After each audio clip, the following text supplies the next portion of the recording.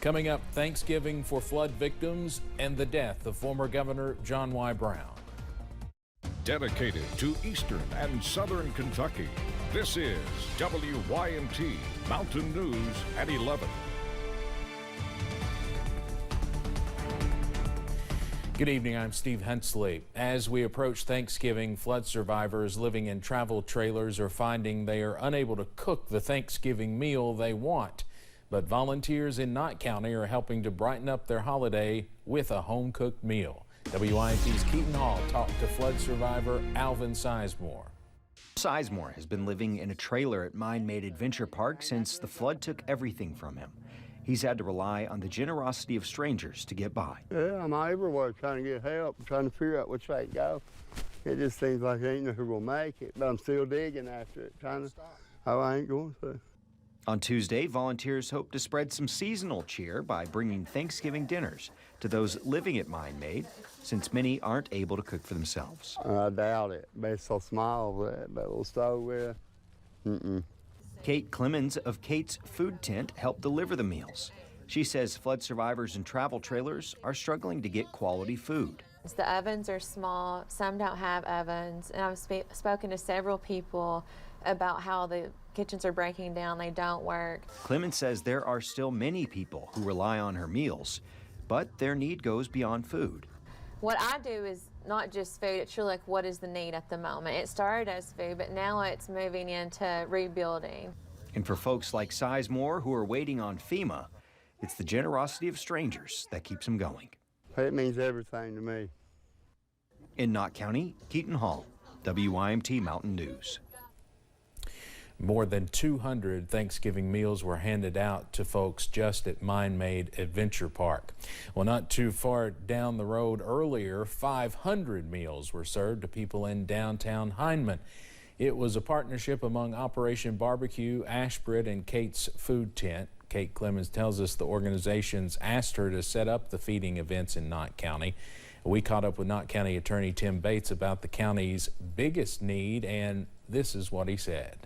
We need to keep hope alive. We need to have that fighting spirit that's within us to keep fighting FEMA to get the assistance that they need, to keep pushing the state and the federal government for more assistance for housing. Bates says the county needs a lot of help, but he is hopeful they will be able to accomplish their rebuilding goals. Well, here in Hazard, the annual community Thanksgiving service was held at First Baptist Church. The service is a time for folks and churches throughout the community to come together and show thanks. Pastor Tim Reynolds says this year is especially important since they are taking donations for flood victims. I tell you, this year we're especially thankful just for the services that have come together to minister to folks in our area that have been hit by the flood. So many flood victims. This is the first time since the pandemic that First Baptist Church of Hazard was able to hold their community Thanksgiving service. For many people, the holidays are a time for giving back, and that is exactly what Kentucky State Police aims to do through their Thanksgiving meal giveaway program. WYMT's Alyssa Williams was in Letcher County to see KSP and their other program partners in action. Aiming to make Thanksgiving a little brighter for Eastern Kentucky families in need. Well, we're always trying to look for different ways to try to help the community out, and this is just one of those ways that we can reach a lot of people in a widespread area. In partnership with the Whitesburg Food City, Kentucky State Police and several Family Resource and Youth Service Center workers delivered Thanksgiving meal bags to families in Letcher County on Tuesday. Trooper Mikey Cottle started this program back in 2016. It was a pilot program with only 50 turkeys in one county. Over those years, this has grown until 350 turkeys, and now we're covering all 5 counties in our post district. So to watch this program grow and evolve has just been an absolute blessing. Letcher County Frisk coordinators say the need for these programs is there, especially following July's devastating flood. It's one of the best parts of this job is just being able to see the families' faces and the children at school and stuff, that we're making a difference, and just a little smile at a time. Those with KSP say this program would not be possible without the help of their partners, but they hope to give even more meals out next year. Well, it's what we want people to see. We want people to see us out here being leaders in the community and helping people, and hopefully everyone around us will follow suit. Giving back this Thanksgiving, one meal at a time. In Letcher County, Alyssa Williams, WYMT Mountain News. KSP hosts fundraising events throughout the year to help fund the Thanksgiving meals they distribute with this program. Today and yesterday, KSP troopers and workers were able to give out meals in Letcher, Knott, Perry, Breathitt, and Leslie counties.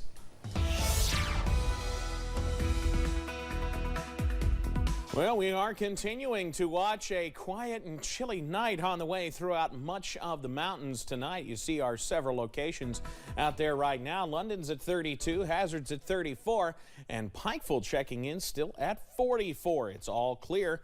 It's all quiet, and it's actually very, very dry out there. Temperatures region-wide remain in the 40s in some spots. 46 in Jackson, 44 in Prestonsburg, Pikeville, but in other spots, still 34 in Hazard, 32 in London, 29 Manchester, and 26 in Monticello. Nothing in terms of cloud cover to keep us warm tonight, so as we head through the rest of the night, we're in the low to mid-20s in many spots. Clear and cold yet again throughout the region. Details, though, on when we could see a return to some milder weather as we head towards Thanksgiving. That's in a few minutes. Steve? All right, Evan, thank you.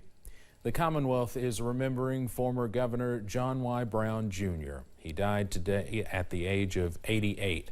Brown served as governor from 1979 to 1983. This is video of Brown with cast members of the Dukes of Hazzard at the dedication of Hazzard City Hall during the Black Gold Festival in 1981. Governor Beshear has ordered flags at half-staff to remember Brown. Just one honor due a man who accomplished so much in his 88 years. Garrett Weimer has our look back. By the time John Y. Brown took office in 1979, he had already turned Kentucky Fried Chicken into an international chain. I'm new to the scene of Kentucky politics and was ready to put his business acumen to work for the Commonwealth. We have a very simple goal together, and that is to make Kentucky great. Analysts say Brown reduced the budget while bringing in record commerce to the state. He was a salesman primarily, and what I think he was adept at was selling the state. So between himself and his wife, Phyllis George, they really did a tremendous job, I think, of selling Kentucky to the outside world. He also brought it together, putting pressure on Kentucky and Louisville to play each year in basketball. We're living in the dark ages. Talk about not playing a major state competitor. In a statement, Brown's children called their father a true Kentucky original who beamed with pride for his home state. These people are so beautiful. The people of Kentucky are just the best. And I think this day just sort of exemplifies the kind of people that people of Kentucky are. As Garrett Weimer reporting, Brown will lie in state in the Capitol Rotunda in Frankfort. Other funeral arrangements have yet to be announced. New tonight, Kentucky State Senator Ralph Alvarado has been appointed as Tennessee's health commissioner. Alvarado, who is a physician, was appointed today by Tennessee Governor Bill Lee. The Republican from Winchester has served as state senator since 2014 and was also then Governor Matt Bevin's running mate in 2019. Alvarado's resignation from the state Senate will trigger a special election for the 28th district. That includes part of Fayette County and all of Bath, Clark, Menifee, and Montgomery counties. The Magoffin County School District says another student injured in the bus crash last week is back home. 18 students and the bus driver were hospitalized last week after the bus went down an embankment. Right now, 3 students and the driver are still in the hospital. State police are still investigating the cause of the crash. The district is thanking everyone for their continued support. A news helicopter at one of our sister stations in Charlotte, North Carolina crashed this afternoon, killing 2 people, including a former Lexington chief meteorologist. WBTV says Jason Myers, who previously worked at WTVQ in Lexington, was in the station's chopper when it crashed. In a statement, WTVQ's general manager called Myers a man gone too soon, and asked for prayers for his family. They also say he will always have a piece of their hearts. He was chief meteorologist in Lexington, but this was home, and it meant more for him to raise his family here with his grandparents, with their grandparents, and to be on a station that he grew up watching. I mean, you're just checking off boxes here. Yeah, absolutely. And that guy was not going to be denied that job. He blew everybody else out of the water in terms of interviewing because he was exactly who he was. Positive, energetic, passionate. That crash happened just off to the side of I-77 in Charlotte. Pilot Chip Tayag was also killed in the crash. Police say witnesses told them it was obvious the pilot tried to avoid crashing the helicopter on the interstate, saying he is a hero and undoubtedly saved lives today. The FAA and NTSB are investigating the crash. It's unclear what caused it. UK President Eli Capilouto says the university is taking steps to improve diversity.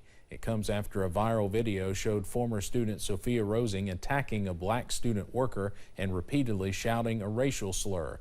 In a video message released today, Capilouto said he is reflecting on ways that UK can better serve all its students.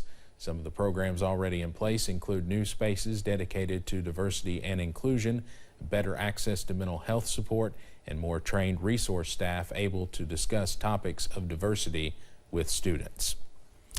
AppHarvest says it is concerned about cash flow. The Rowan County company made that announcement to investors this month. The company also recently removed 2 top executives. In its report, AppHarvest revised its projected net sales for 2022 by about $10 to $20 million less than expected. A 4th farm is still expected to open in Richmond soon. Coming up on Mountain News at 11, it seems like each time we go to the store, costs have gone up. Kentucky Retail Federation officials have a possible explanation. And looking like a change in the pattern on the way for Thanksgiving weekend. The latest breakdown coming up after this.